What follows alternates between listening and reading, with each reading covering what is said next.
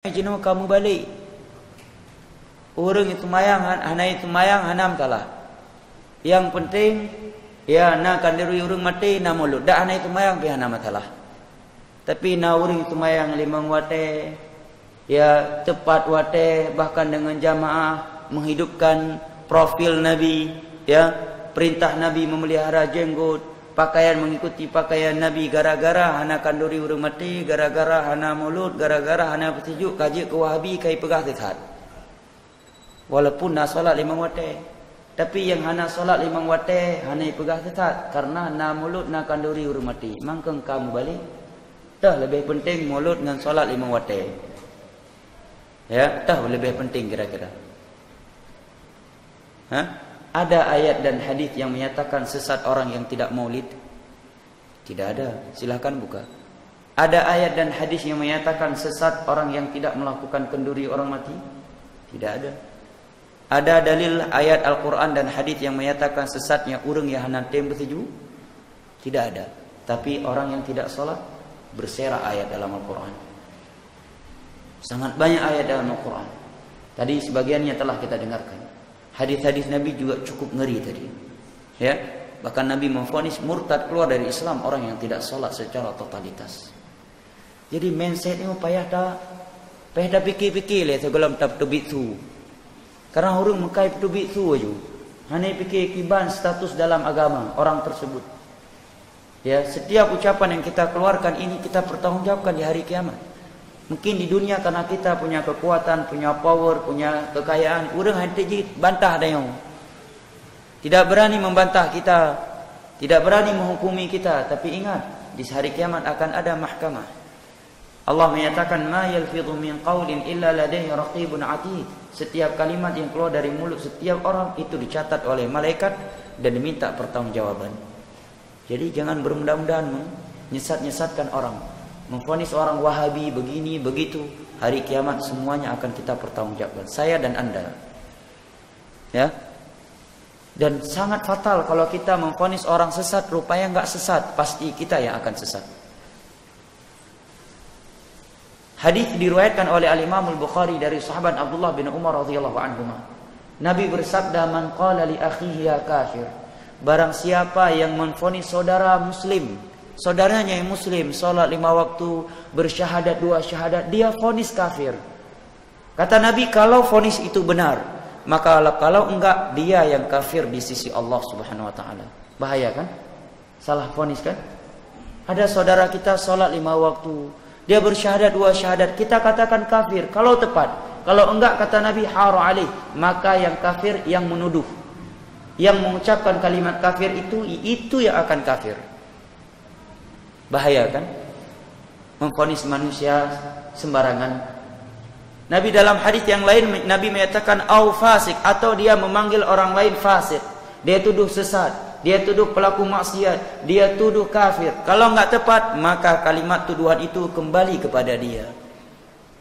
Maka ya tegolam tak petubit tu yang payah dah fikir-fikir panjang le. Karena tayo mandum yo hebat apapun tayo akan mati.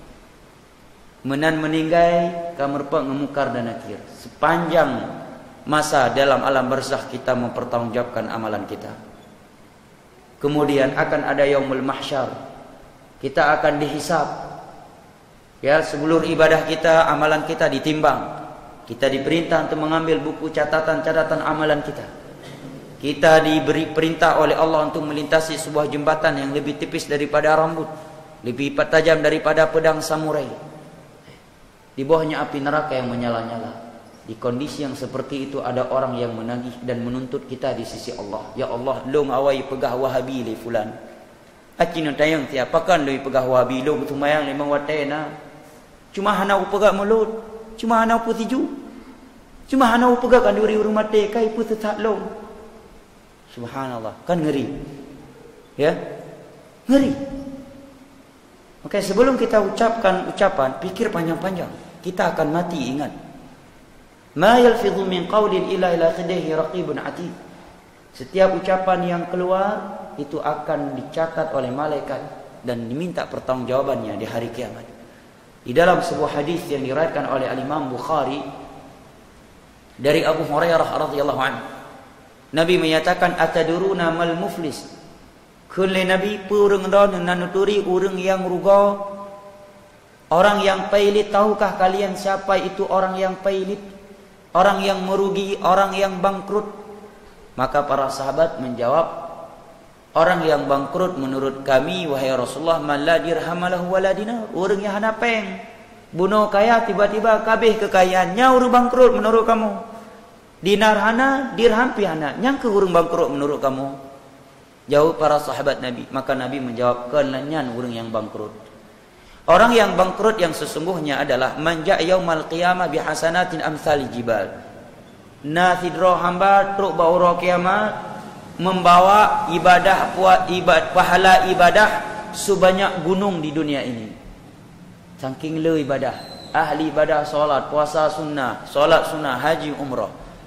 Cuma pada hari itu dia bertemu dengan Allah dalam keadaan pernah mengambil harta seseorang. Wa qad syatama hadza, pernah mencela si fulan.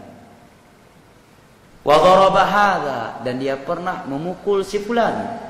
Wa safaka dama hadza, dan dia pernah menumpahkan darah seorang muslim. Maka setiap korban dia itu mengambil pahala-pahala ibadahnya sampai habis.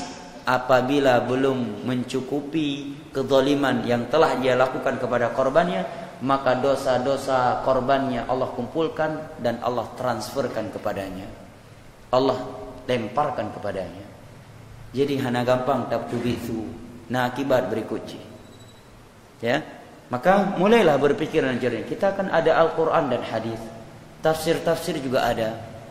Al-Quran ada menyebutkan di sana standar kesesatan, ya, standar kebenaran. Standar kebenaran adalah yang sesuai dengan Al-Quran dan As-Sunnah dengan pemahaman para sahabat Nabi. Telah dicontohkan oleh seperti 4 imam mazhab.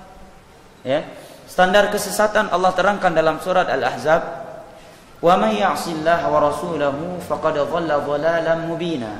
Barang siapa yang bertentangan dengan Allah dan Rasulnya, bertentangan dengan Allah adalah dengan Al-Quran, kitabnya Allah, bertentangan dengan Rasul adalah hadis-hadisnya, faqad dhalla dhalalan mubina, maka sungguh orang tersebut telah sesat dengan kesesatan yang nyata. Nah, orang tidra orang ini, dia tidak menyelisih Al-Quran, tidak menyelisih hadis-hadis Nabi, dia tidak menyelisih petunjuk para sahabat Nabi, dia tidak menyelisih apa yang telah dijelaskan oleh 4 imam mazhab. Ya, hanya saja dia tidak melakukan kebiasaan di sebuah tempat. Masa kita vonis dia sesat?